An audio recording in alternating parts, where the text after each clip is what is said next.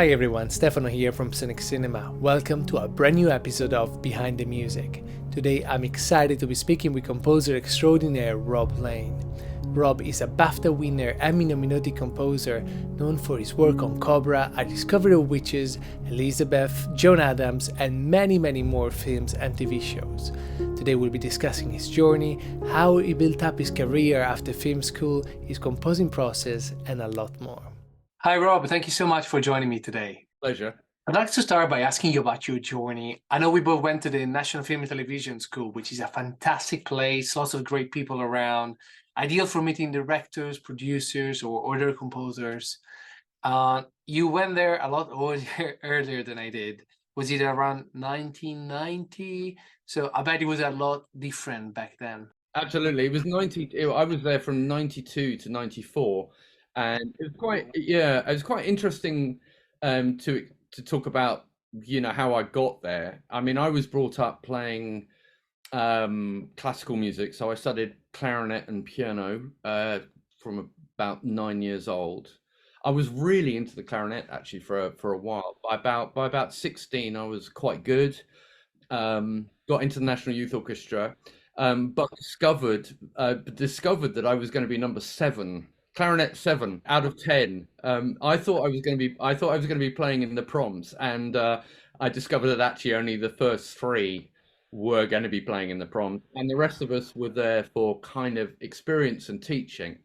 And what I learned there, I mean, I was really keen, really obsessed. Thought my path might be to go to, I don't know, the Royal College or Academy or something, try to become a clarinet player. I kind of learned that I wasn't kind of quite up to it, and there was a reason why some people were number 1 to 3 and I was number 7, and it was more the feeling that I was going to be meeting these people at every audition possibly, and I think the experience kind of put me off it. It was one of those early moments when you think actually maybe that isn't going to be for me. And I went to university and did an English degree, which I was actually really subsequently really pleased I did do that, because obviously I studied a lot of literature, and you found myself able to talk to directors later about scripts and themes, and kind of that was actually very useful. I got really interested in jazz for a while and played had from the clarinet went to saxophone, played it, studied that for a bit, and also from the age of 14 to 25 or 6, I was in various different bands. I was in school bands. I was playing sort of very rudimentary guitar, so I was in bands that were trying to play like, that were trying to sound like The Cure or Susie and the Banshees. Then we wanted to sound like U2, and then we wanted to sound like Japan. And then I don't know, by my mid-20s I was in a band, and we were actually taking it quite seriously, and we got to a point where we had a publishing deal, and it was more in the era of Soul to Soul and the Young Disciples, and that's kind of how I thought I wanted this band to be successful in the same way. And I always remember the producer of we used to go to a studio down in Dorset and work and record our demos. And there was one point where the producer said to me, the guy that ran the studio said, Rob, I'm not sure about the band. I think there are some problems with it. Mainly the problem was that we kept on changing musical direction a lot, and being sort of too influenced by different trends, and we weren't very nicheable really. And he said, have you ever thought, he said, I'm not sure I can really see this going ahead, but have you ever thought about doing media music? Because your background is like musical interests are so wide, this might be a really good thing for you. And I was actually at a bit of a kind of turning point in my life. Like, I've tried to be a clarinet player. I've enjoyed saxophone and played in different bands, but nothing's really sort of taken off and provided a sort of living. And I really felt it was a light bulb moment. It was like, oh, okay, film and TV music. And I basically thought, yeah, I'm going to give it one last shot. you know, and I auditioned for the National Film and TV School at a time when they kind of generally wanted people to have a music degree and so on. But because which I didn't have, but because I had all this different experience, you know, I'd just been playing in a band that was doing beats, you know, on a rudimentary Atari computer at the time, you know, and I had this classical training and I knew a little bit about jazz and so on. I think they took me because I just had this bit of a chameleon sort of quality about me, and also, you know, I knew more at the time than the other two composers chosen, um, about programming and so on. So I suppose in an interesting way, it's like sometimes your path, you know, you can go down different roads, but actually they can actually lead to something. The kind of culmination of what you've done can be important, and so I arrived at National Film and TV School with a kind of, I mean, age 27, with a very strong sense of it's now or never. This has got to happen. You know, I'm not I can't mess around any longer, you know, or I need to kind of go off and do something else. Once this producer friend had said, you know, this might be something that you should consider, I suddenly realized, oh yeah, I've actually always loved and noticed music for film and TV. I remembered the records that I bought of, you know, mid 70s disaster movies. You know, with like, I remember I bought a record by Jeff Love and his orchestra of disaster music themes. You know, and there was a period in the 70s when John Williams was sort of scoring things like The Towering Inferno and The Poseidon Adventure. And I went to those films and was kind of like, you know, I remembered the music. And I remembered that I'd noticed a lot of George Fenton's work on TV, like The Jewel in the Crown and Gandhi, and I realized that that music meant a lot to me.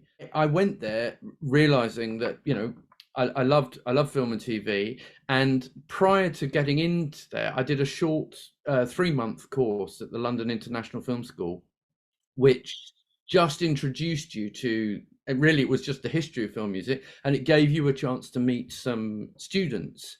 And you know, I just took advantage of that. I mean, there was no equipment there, and I took advantage of that and kind of met students and scored short films and then presented those to the National Film School with additional demos. And the producer who suggested all this also started to do some library albums, production music, and asked me to contribute to that. So I just got the bug for kind of, you know, for writing music for lots of different things.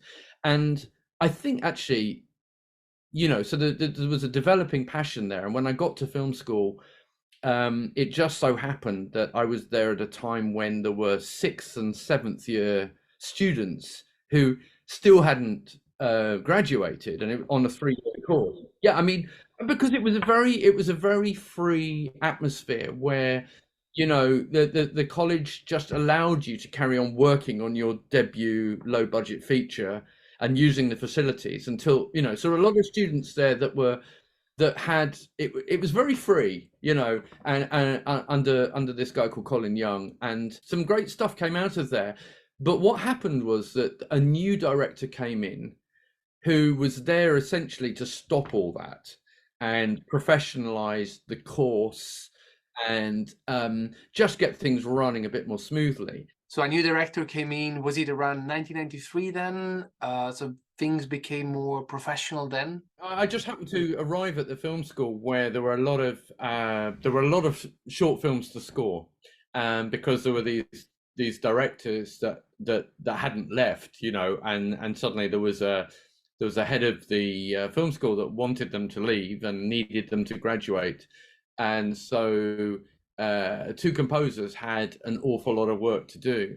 And as I said, it was a great chance to kind of, you know, create music, work with directors, get the chance to add some live musicians. Did you record in the powerhouse?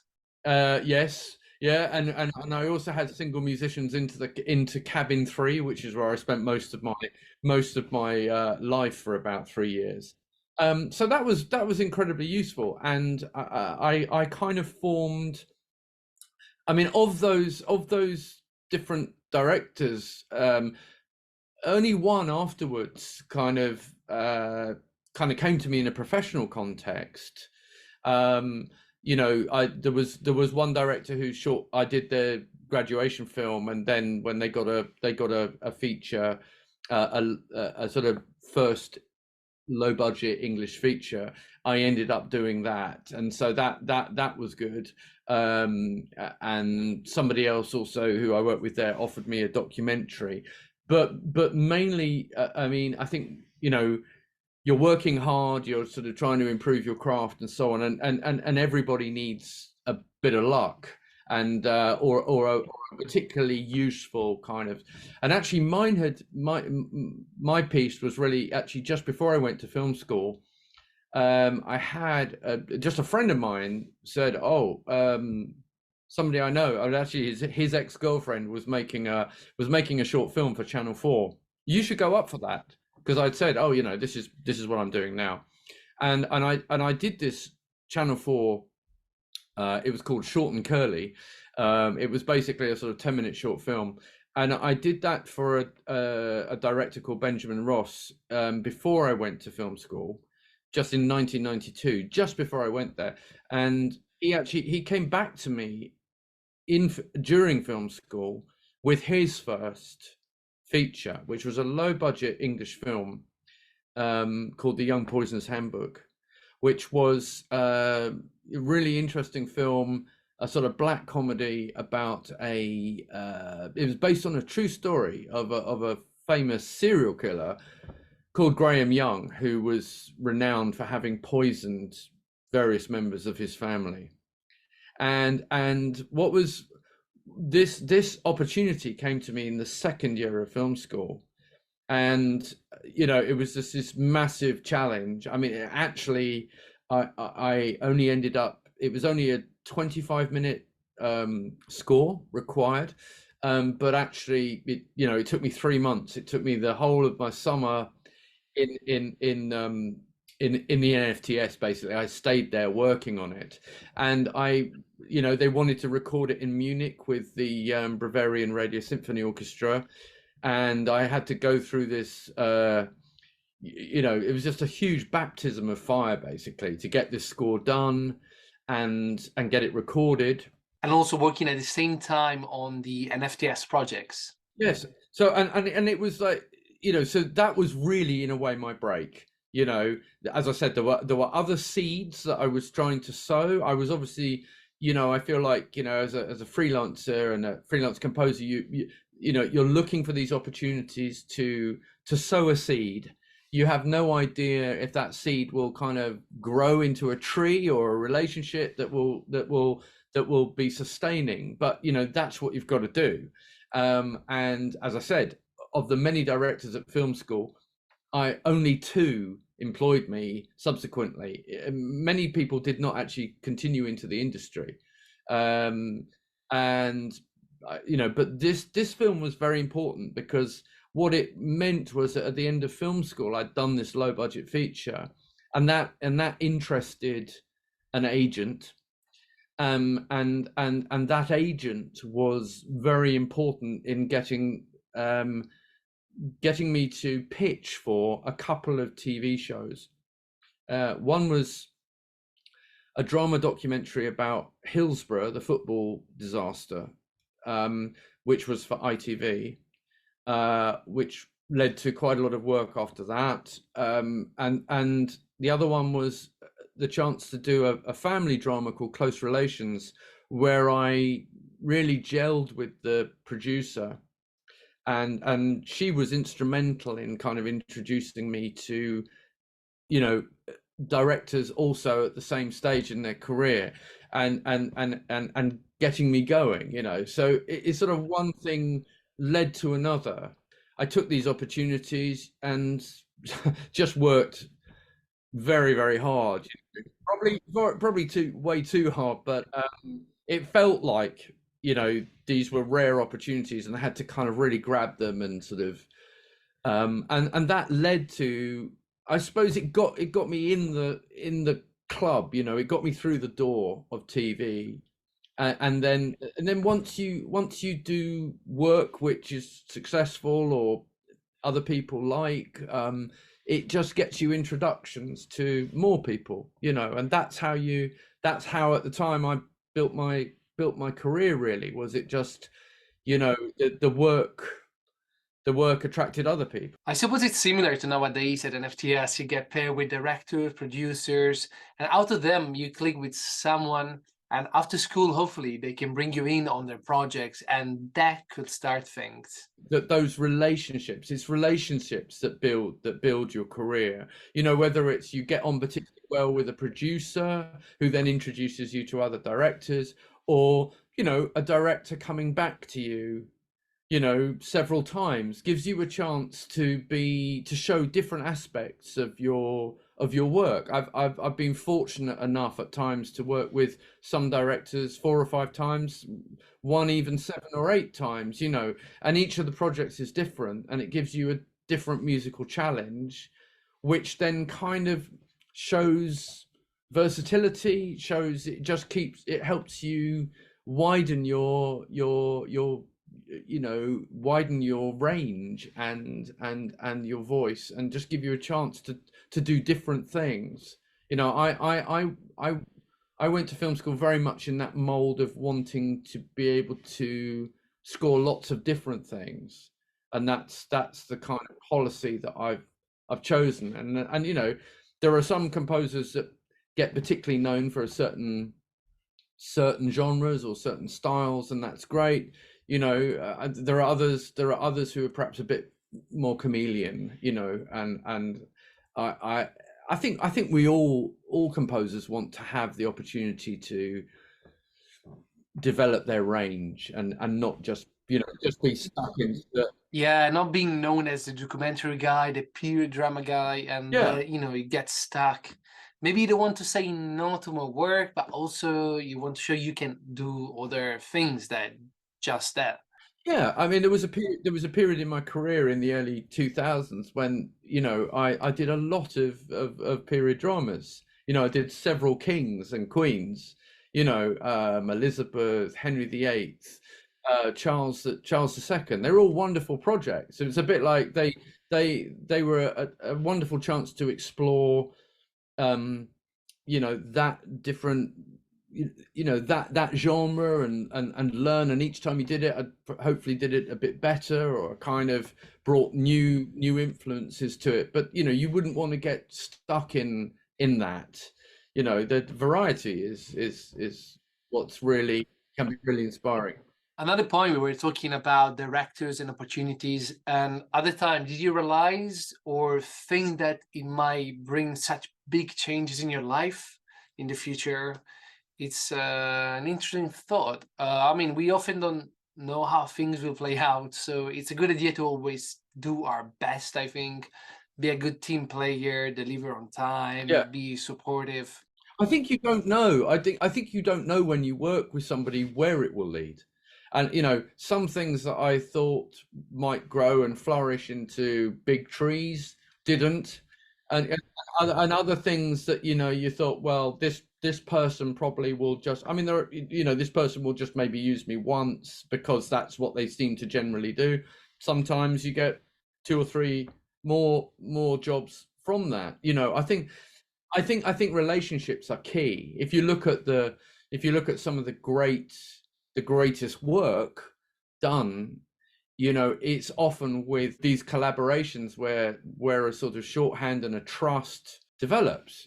So whether it's Herman and Hitchcock, or Spielberg and Williams, or Gabriel Yared and Anthony Minghella, I think often those can be some of the most rewarding experiences, is when you're working with people who and trust you, will give you some space to try and experiment, try and push yourself, but often, that's a particularly rewarding feeling, actually, I think.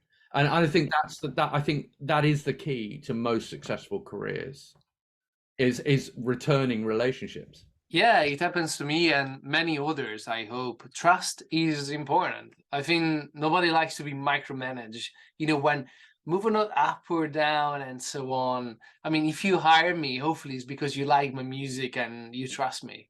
Yeah, I think you do that. I mean, I think I've had a range. I've worked with a range of directors who, some are very hands off, and that can be incredibly freeing. There was one particular score I did where in 2 hours of music, I only had like four notes from the director, and it was like there was a slight sort of, it's almost a kind of a kind of old-fashioned kind of quality thing, which was that I've hired the composer, and I'm going to let Rob do his thing, and not be too hands-on. And I think that psychology of trust can allow you to you want to please them just as much. You don't. And then I've worked with directors who've been much more kind of rigorous and much more sort of hands-on, and that's brought out good work as well. I mean, sometimes you do have to be pushed. It's a real push to get those initial themes working, and then it's hard work to find something that really works.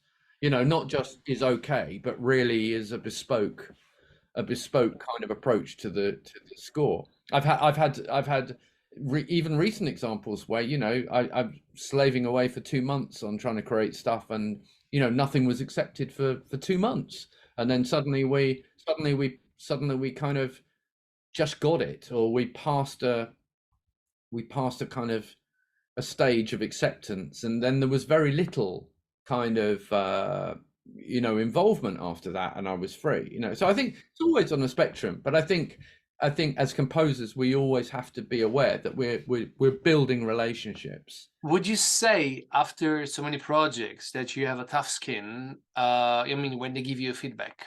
I think criticism is always challenging, and sometimes it's scary because you're not sure that you know what it means. That they might be very specific about, oh, I don't like this kind of instrument, and or it might be just a more general thing. And it's sort of, I think as you get more experience, you just learn to maybe trust that you will find a way through that. I think it can be very unnerving at times because we all, we when we write, we're inevitably invested in what we do, and sometimes you're not sure what's my second idea. Have I got a good second idea if this one is rejected? So I think criticism can throw you into a panic. It's really about, yeah, learning to trust, I suppose, that the process, you will get there, um certainly most of the time. And it's just it's learning to really listen and then analyze what is actually being said. I can remember with one director, it was actually a drama called Longford, and it was about the Moors murders, and the director, I kept it. The show was about sort of forgiveness, really. It was about Lord Longford's ability to forgive um, some of the worst evil that the country's seen, and it was a and I kept on being drawn into the horror of the actual crimes. I kept on being drawn into the sort of horror of what had actually happened, and writing very dark music. And and eventually the director said to me, at some level, Rob, you've just got to realize that this show is about Lord Longford and his Christian idealism. And suddenly, I realized I wasn't listening enough. I was down my own path on my agenda, my musical agenda, and I hadn't seen what the drama really, really needed. And soon as that directorial intervention was made, I kind of got it much, much quicker and realized what I needed to do. So it really is, I suppose, as you go through the pain and the ups and the downs of the creative process, you probably just learn to listen better, and you probably hopefully become better at communicating and really trying to understand what somebody's saying. you know, and that is a crucial skill to develop, listening essentially. Yeah, for sure. And also, it's good to have a proper chat before composing, I think. When you work, do you get musical references or do you prefer to steer away from that? I mean, one thing you always get is you always get a temp score. So, so that in a way is often there, sometimes with great intent, sometimes with not much more than a sort of rough idea of, we need music from here to here, and this is, so that might spark a good conversation.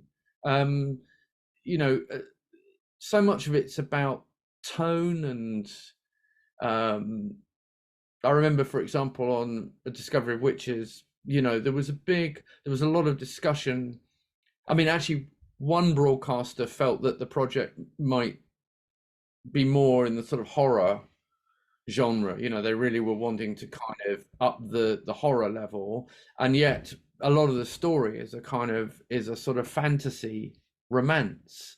And I remember, that finding that tone, creating a palette that could be very personal and romantic at times, and then go into sort of really dark bloody horror, Like Blood Rage. yeah, like Blood Rage, like that cue, that has to sit alongside some kind of very minimalist string cue that's almost quite religious in its sort of feeling, like the cue Origins. That discussion took place for over a number of months, and it took a while to hone in on the things that work. And I think often it's about just doing the hours and struggling away until you kind of get to something that really boil down to something that is really the core DNA of the show.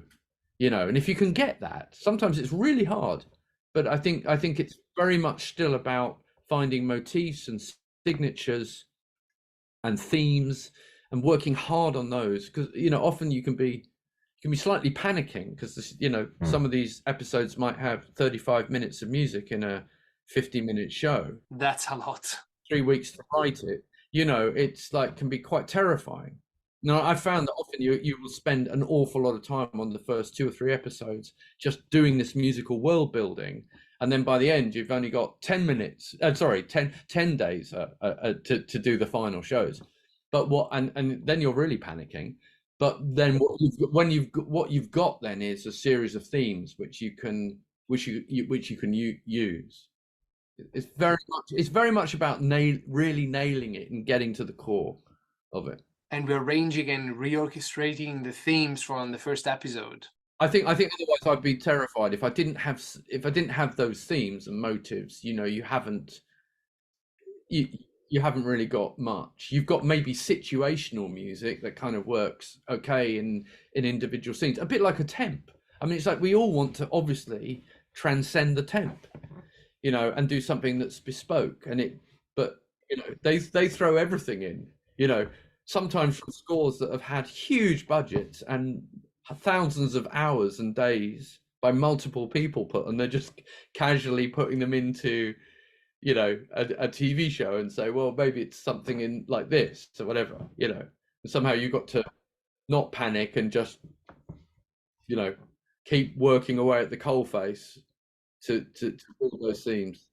Do you find that offering more than one idea is helpful, or do you just do one and bet everything on it, or prepare various suggestions? I think if you've got two, then I would definitely do that. I mean, I think I would definitely show them. I think everybody's willing to, more than happy to listen to more ideas. I don't always have more than one idea at a time, but I mean, but certainly, I mean, for example, in pitching, you might want to, in pitching for a show, you might need to write something to maybe they give you a scene to do. And I think at that point you would definitely want to try and show, possibly if you've got time, a couple of different ways of doing something, because it's extraordinary how different approaches, you hit different beats, different accents within the scene, or you maybe one approach is much more electronic than another. All of that helps to define what you need to do. So yeah, I mean, if you've got more ideas, show them. You mentioned the Discovery of Witches, fantastic shows, 3 season, 25 episode, massive amount of music. It's a fantasy world. Yeah. Would be great to hear your experience with it, the challenges you faced, and how you've overcome them. It was challenging. You know, the cuts were changing quite a lot sometimes. There was this sort of long debate about the emphasis on sort of, you know, the darker aspects versus the romance. You know, we had to find something that wasn't too one or the other, and you know, just that process took a long time. And then I really did rely on those themes to carry me through. And then, you know, with successive seasons, new characters would come in, and there would be new challenges for that. Again, it would be like, okay, what's, you know, try and nail the music for this theme, or like, so I remember, for example, you mentioned Blood Rage. You know, Blood Rage was a sort of was a kind of a thematic thread that one character suffered from. It didn't really suffer from it in season 1, so obviously it came to the fore in season 2, and I had to sort of develop that idea. Or you know, so it was always a lot of pressure, you know, and probably always feeling like there's not enough time, but you know, just doing as much experimentation as you could, and just working away until it started to come good. I remember there was a really nice interview on the 12 short films about Philip Glass, where he described the process of composition as kind of like traveling through a foggy wood, you know, and it's sort of, you're traveling through, and it's kind of all sort of misty, and then you start to make out the outlines of the trees, and then you start to see more. And I think that's quite a good analogy of sort of gradually discovering what it is that you're doing. You know, a lot of it's instinct and trying stuff, and you know, and then gradually stuff starts to become clear. So that often at the end of the show, you almost wish, like, well, I've got the themes now, I wish I could go back and do it better. Maybe that's something we all think, thinking about past projects. You know, if only I did that, or this could have been better or different. You know, could have done something else. I think that's always there. You always feel like there are other opportunities, or did I really nail it? You know, there's always a certain level of anxiety about that. It's a show about witches and vampires, all these mysterious creatures. So how did you represent that magical world with music? There was, you know, I found my work has gone from, you know, an earlier part of my career would be often really quite straight orchestral. Some of the period dramas I did hardly had any electronics, to now more and more, you know, but now, you know, things are much more hybrid. So there's always, you know, consideration of what we might loosely call electronic textures. You know, I remember one particular aspect of the witchery that in the Discovery of Witches was, I was kind of, I thought, well, this wasn't black magic, it was more like white magic, feminine power. So I you know, I was started to think in terms of, I don't know, instruments that maybe had a real earthy quality, that maybe had, I remember being very interested in instruments that had you know, where you could blow through the harmonic series. You know, I wanted the sense of some of the music coming out of the harmonic series, so would use harmonic flutes, or kind of a lot of times looking for kind of overtone or harmonics to use to kind of create this sort of organic sort of sense of this music coming out of the soil. You know, so I did a lot of experimenting with that. And then also, you know, you know, to create that fantasy world, you need a certain understanding of sort of bitonality, and to kind of give it that kind of harmonic richness, you know. So those are things that I often go back to, that kind of there. I often go back to the octatonic scale, for example. I love that scale, and I often find myself writing in it. That sort of, but it would be hard to do a fantasy show, I think, without that harmonic ambivalence that those kind of scales can provide. Otherwise, it's all too straight. I like that. I like that. Harmonic ambivalence. It's a good one. Also, there's this amazing piece I was listening to, The Fire Drake Emerges. I love how you use the voices. It seems like a chant almost doubling the other instruments. I mean, cards on the table. In 2009, I sang in I sing in a local choir here in Brighton, and there was one particular thing I sang in a performance of Harmonium by John Adams. And John Adams has this that. It's actually in the score as that, and it's these extraordinary vocal textures being built up. And I have to say, I kind of took that idea, and as a way of kind of building up these sort of stuttering vocal sounds, which I love doing. So, there's an example of sort of musical experience, just, from singing in a choir. I learned some vocal techniques which I tried there. I particularly love John Adams and minimalism, and I'm often trying to find a way to kind of get that language into what I do.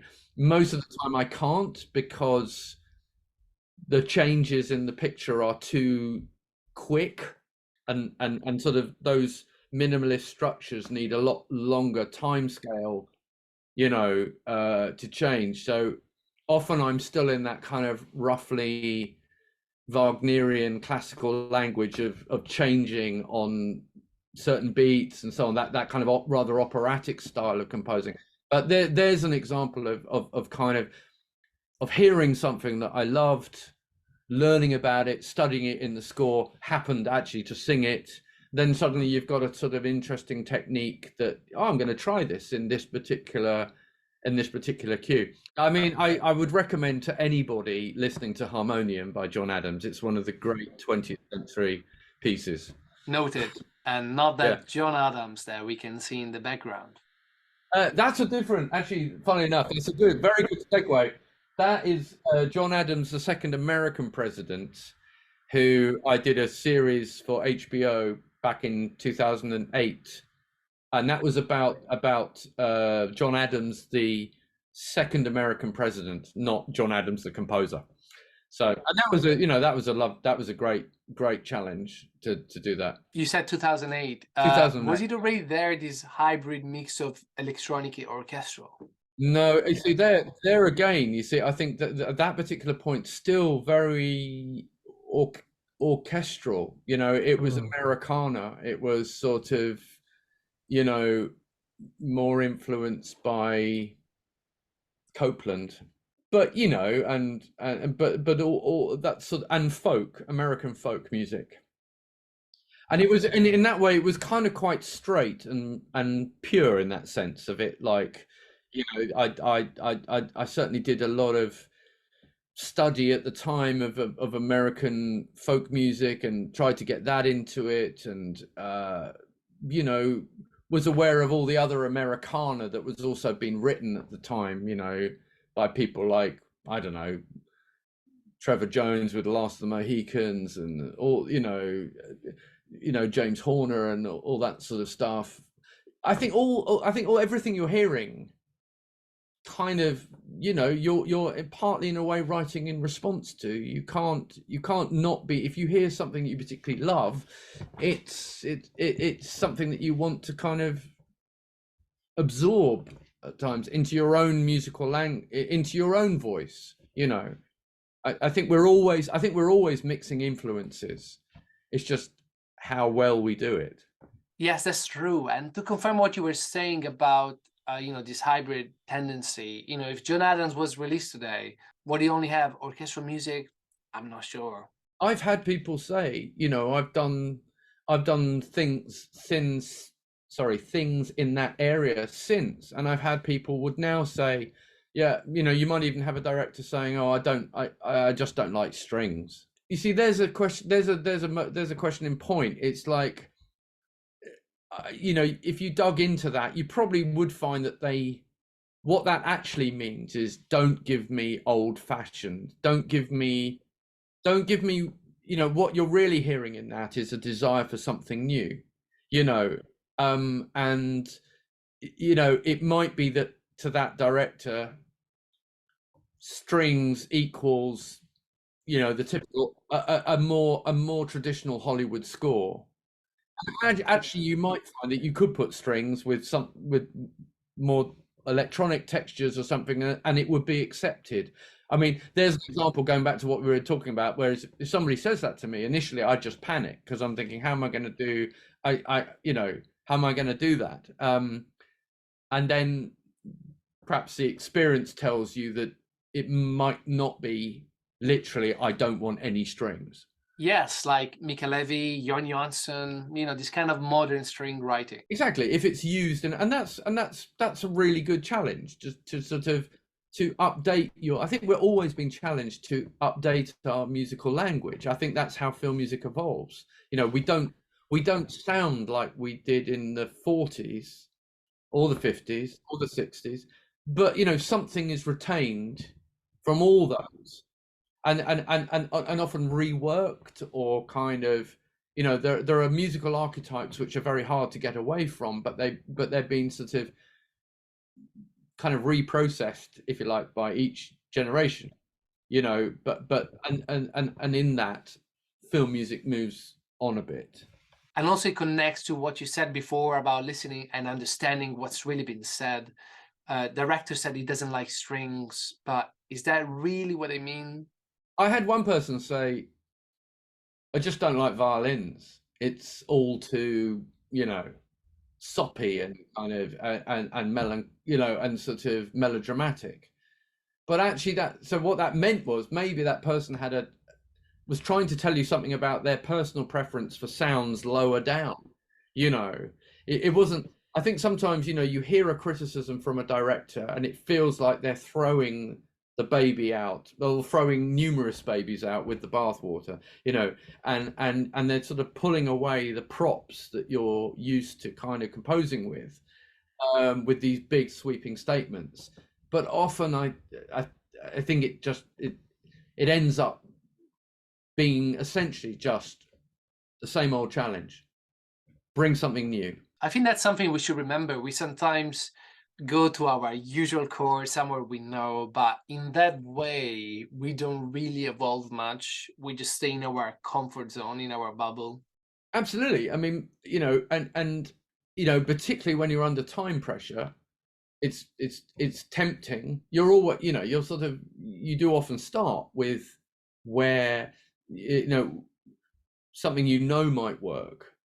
But I think then often, you know, you get the remarks back. Sometimes it's like, oh yeah, it's fine, but it just, you know, I want you to push the boat out more. And it's just, you know, asking you to push yourself, essentially. I think every creative endeavor requires that. And I don't think sometimes we always want it to be like that. I think sometimes we want it to be easier. Most of the, you know, a lot of the best work I've done has you know, is been a struggle. I think that's okay. There's a great quote from David Bowie where he says, you know, step out in the water into where you know, where your feet don't touch the ground. Go out to where you're sort of treading water and a bit anxious. And actually, a lot of the time, that's where some of the best work will come from. I think a degree of discomfort, certainly at the beginning, maybe all the way through, but I think a degree of discomfort is integral to the creative process. I mean, you know, I'm about to start a new project, and I've got exactly the same fear of the blank page. What am I going to do? You know, I have a rough idea, but I'm still going to have to kind of get down in the trenches and build things from the ground up and do loads of hours. And then I find that, you know, I'll come back the next day and think, what was I thinking about that? Or I'll come back and think, there's just, oh, I quite like that, and I can build on it. it's a tough job, especially at your level. Not only the pressure to create something really, really good, but also in no time getting the feedback from many people, directors, producers, readjusting the music to the new cat, which takes a while. Lots of things to think about. So with you, on MDB, there are 114 projects, and each one might be a 10, 15 episode series. So that's an insane amount of work. Yeah, there's a lot of work. I mean, the sort of serious thing has become more recent. You know, I used to do shows, some of the period dramas, for example, would be 4 episodes. So it wasn't quite so huge, and there wouldn't be so many series of them. It'd just be, you know, a kind of standalone. This long form series thing has become a very big thing, and you know, it's produced some great TV. But yeah, it's very. I think it's probably a lot of composers probably agree that it's some of the most testing stuff. Just to write the sheer amount needed, you know, is a lot, you know. So I tend to write the core DNA of the music, and but I'm open and often will kind of have help on some of the electronic stuff or the programming because I just don't have time to do all of that. I tend to kind of what I want to do is create the musical map, the sort of the thematic, harmonic direction of it, and then if it's sort of one of those jobs where that needs to be more distressed or kind of, you know, I will get in, you know, I have assistants on that to help me fill out the production of it. I try and do as much of it as I can. I mix it, I orchestrate it, I record it. Yeah, I record it. I mean, I have a kind of process where in Logic, I work in Logic with a big template, which evolves during the process. But I use the score page on Logic, so most of certainly I'm a lot of times creating orchestral mock-ups, and it makes sense to me to kind of, you know, have those parts appear on the score page as music which I can then give to a copyist. So often there will be a fairly complete mock-up with a fairly complete score in Logic, which I will then I'll give to a copyist. They put that into Sibelius. It will come back to me, and I'll add the markings. It's just a process I've evolved where I'm suppose, you know, it feels to me like you're putting a lot of the dots down at the process of programming. So why not have them appear on the score page? You know, particularly if you're kind of doing stuff from a more classical angle, you know, it seems to make sense. So that works for me. And you know, I used to go to studios to mix stuff, and that was fantastic. We used to spend days mixing. Having done an orchestral recording, we'd spend 2 or 3 days mixing it. Unfortunately, budgets have come down, and I've kind of become more a sense of I'll come up from Brighton to London, record some live playing, maybe a string, you know, a string session. Then I'll bring that back and load it into Logic and mix that against all the other stuff that's in my Logic session. You know, Discovery of Witches, for example, all of the strings were 13 strings. That's all it was. And I think a lot of the time, say for example on like the Fire Drake Emerges, it sounds a lot bigger. That's because I've kind of spent a lot of time on my mock-up, creating the best mock-up I can, and then I kind of mix the samples in a lot of the time behind the strings to try and find this sweet spot for me, which is expressive and big when it needs to be. I think nowadays we have to be decent at mixing and mastering. You know, we mentioned budget, but a mixing engineer might even cost £1,000 a day. Yes, it does, and it's like, what would you rather spend that £1,000 on? Would you rather have 2 or 3 extra violinists and do it? But then it means that you're doing the mixing yourself, and I totally respect other people that do it in all different ways. I mean, some people really like, some composers really enjoy the sort of the additional ears of a production engineer coming in and producing it. I think that can be really brilliant. I've just often not been able to afford that, or I've chosen not to afford that because I would rather have more players. So I tend to kind of record a lot of stuff, add it to my Logic sessions, keep some of the mock up if it's there, if it's working well, or bin it, you know. And because you're at every stage you're building up music that's relating to this picture, I've often find it very difficult to then transport all that into a new studio, get all the channels set up, and mix it all over again. So I've now got in the studio now, I'm in 5.1, and I will mix, which is lovely because the sound is wider and it's more appealing. And most of the time now in TV, certainly you've been asked to deliver 5.1 mixes. So I just work away on this stuff, and I end up mixing it. I don't know.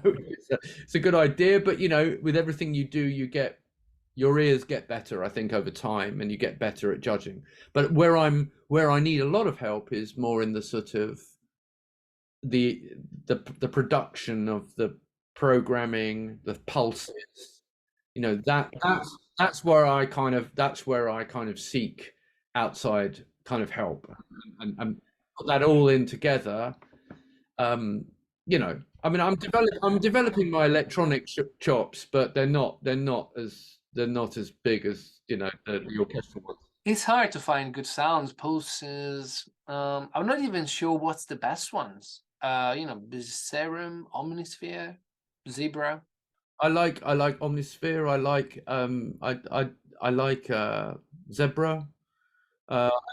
I use and then a lot of samples that you find dressing the sound, or even from Contact. And then sometimes if I've got time, I will sort of try and create samples, particularly percussion samples. I mean, you get inspired to try something. I went to a Jan Garbarek concert only 2 days ago, and the percussionist Trilok Gertu was he was an incredible percussionist. But one thing he did was he just had a bucket on stage, clearly a bucket of water, and at a certain point he was doing stuff with bells and shakers and dropping them into this bucket. I don't know exactly what was happening, but it was like a water foam kind of effect, but with different percussion instruments. And I thought, got to try that.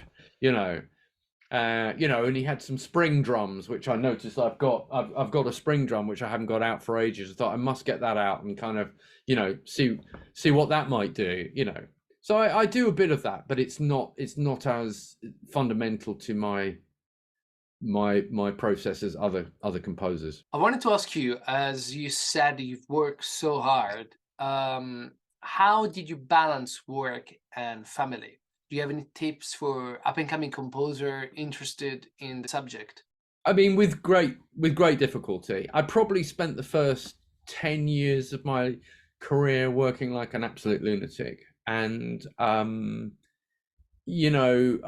often kind of felt exhausted at times by it, but I was also on a sort of huge adrenaline sort of surge of kind of, it was such an amazing thing to kind of get through the door and be asked to write stuff. Then you feel like I've got to do the very best job I can. Then you feel like I'm going to, go that 500 extra miles to kind of get it recorded with a cheaper East European orchestra. All of these things are adding up to kind of, huge numbers of hours to try and get this work as best you can. And I have found it extremely difficult to do that. I think this job does at times take an awful lot of your time, inevitably. There's never people say we don't finish cues, we abandon them. We there's always something else you could do. If you had 6 more hours, could you get that cue better? Probably. Do you want to take those 6 hours? And I think as I've got older, and I've perhaps got a bit better at and I've certainly taken at balancing my life. I think I go a bit more in the sort of, work very hard, then take 2 or 3 months off, you know, so it's a bit more sort of episodic like that. Now I'm trying to do more of a sort of 9 till 6, but it remains to be seen whether I can really stick to that. I'm going to try. I'm going to really try hard, but it does take a lot of hours. And it's always, I think it's a real challenge. I think it's a real challenge to every composer to sort of find this balance where you can actually switch off a bit and not be endlessly kind of spiraling around in your head. And thinking about possible feedback coming in from producers. So it's very difficult to detach from it. I found kind of trying to put things in your day, like going out for a run or a walk, or having certain times in a week when you'll definitely go out and you'll go to the gym or something, partly as a response to this very sedentary life that we lead, mainly, sitting in with computers. I found that for me quite useful after 20 years of never doing anything like that. I found that quite useful for me to just get out, go and run, get out in the fresh air, and and keep that happening. That certainly is, and having these things where you just you stick to the things that you say you're going to do outside the work, and don't allow those social engagements or what other seeing friends or whatever you want. Don't allow the work to kind of sweep over your head and end up not, because I think the problem is then you just you work incredibly hard and then you come blinking back into the sunlight of like, what's going on. I've been down a rabbit hole for about 3 months. So I think it's probably the biggest challenge actually that we all face is how to manage your life when you're working very intensely. I think it's extremely difficult, and I certainly haven't got the answer. I think it's a bit the freelance mentality that doesn't help. Most people don't work at the weekend, but we're expected to work any day of the week. I think it's very difficult because if a piece of music isn't working in the show, well, whose responsibility is it? I mean, essentially it's ours, but you could say there might be this situation, and there's been many times in my career where I've thought, this is working. I'm happy with this. I think this is working well, and then maybe somebody on the production doesn't agree, and it's like, well, so that means when you agree that you're going to change that and do another version, that's another day lost. As I get older, I'm probably getting better at focusing as well, because I think if you allow, there's an old saying, if work will fill the space that you allow it to.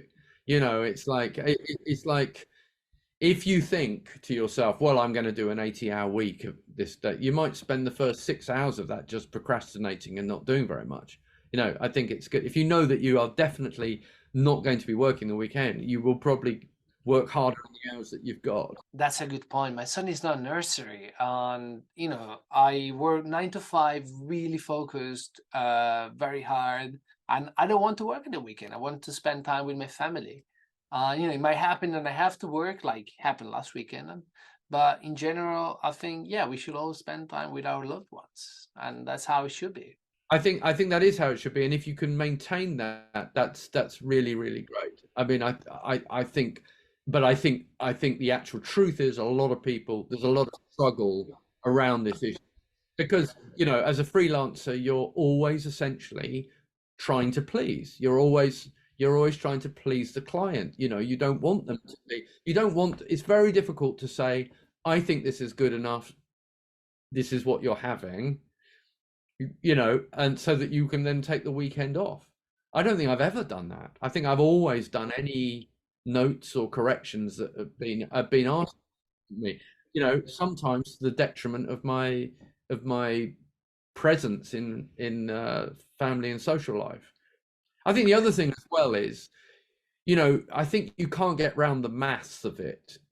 I don't think I can do, even when I'm going hell for leather, and really got going, well, I don't think I can do more than 2 minutes a day personally, not a good 2 minutes. So that means if you've got, you can do the maths, and then you've got to allow, so if you've got 30 minutes, then you need 15 days. And sometimes I think I have sort of pretended, oh, well, I can get up to 4 minutes a day, or I can do this, I can get through that quicker.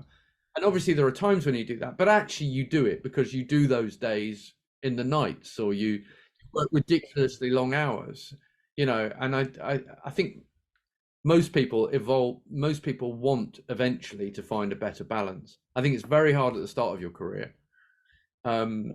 Maybe at the further down the track, you just realize it's, you want to be doing, you want those other things as well in your life as well.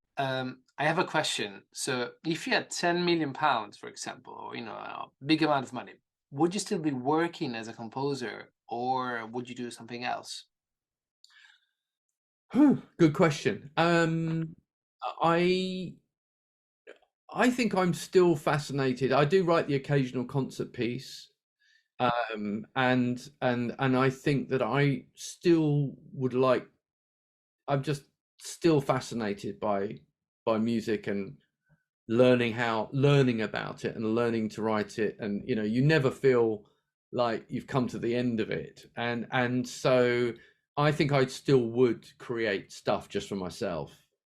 Yeah, I think I still would, but at a slower pace. Of course, that could lead to endless procrastination. That's a good point. Without a deadline, it's hard. There's a certain degree in which you need the deadline. I need a deadline, So, hypothetically, if you were to talk to your younger self, what are some bits of advice you tell him with your experience now? I would say don't take on too much. Better to build slowly with really quality work than spreading yourself too thin, I think.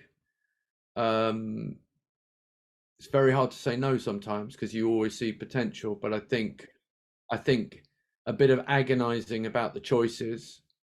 There are so many hours in the day, so perhaps better to do less really well than but that's there are many factors in what causes you to do that. But I think yeah, try and be as choosy as you can. And I would say, yeah, to my younger self, yeah, learn to relax and just listen hard to what's being said, because what's being said may not be what is exactly the words, as you say. It's kind of under, take time to understand the subtext of stuff, of what the subtext of what's being said, not the just the words. What is the anxiety underlying, a response, or yeah. And I think those two things would be, yeah, relax, it will be okay, listen hard, don't take too much on. Yeah, although looking at your brilliant career, you took lots of things on, but you're also very successful. I think it's very hard. It's very hard not to. It's very hard. There's always a reason. There's always, you think, oh, a project comes along, you think, oh, I could have a wonderful time writing, developing in that sort of aspect of my work, or, or kind of, I could write, here's a chance to write a really sort of dissonant atonal score, or here's a chance to write a really romantic score or something. I think we're all looking for opportunities to express ourselves, and so when they come along, it's really hard. It's almost impossible to say no. I just think sometimes one can just overdo it, and that actually slightly slower, with more hours in the day, a better balance would have been good. That's a very, very good point. I think the mentality is changing now. Composer seems to be more conscious about work-life balance. 24 hours a day. I mean, you need at least 6 of sleep. I certainly existed for months on a time on sort of 5 or 6 hours sleep. Gosh, you must have been exhausted. I was. I couldn't do it anymore. I mean, sometimes I look back and just feel exhausted by what I attempted to do, but I was so hungry for it that at the time I felt like, well, I'm only getting one, this isn't a rehearsal. I need to, I want to say yes. I want to build this career. I think it's tremendously difficult. I feel like I'm like you in some ways. I'm always, advocating for a good balance, but I don't know, if someone called me from Sky, for example, oh, there's a tight deadline, what do you say? No, yeah, I say yes, happily, probably. Yeah, or you learn to delegate some of the stuff. I mean, I think there are some very, very brilliant delegators out there. Personally, I think that collegiate approach can produce some great music. I tended to be a bit more kind of in awe of the composers that really did most of it themselves, that there wasn't quite so much teamwork, because I think if you do too much of that, I think for me the joy of music is in authoring something where you personally have had to struggle quite hard to find something.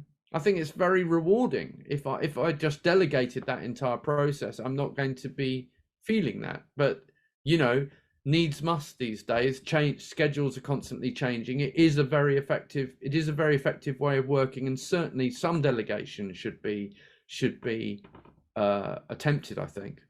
But not possibly the core, the stuff that really that makes your heart sing.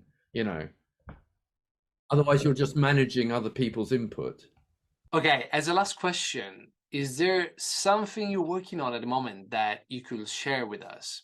I have just heard that I'm going to be working on a new series, and it's set. I think what I can say is that it's set in the time of Arthur and Merlin, and so but it's more a kind of visceral, blood and guts adult version of that story, and the kind of Arthur's role in unifying the tribes of England, and so that is something that's I'm really excited about.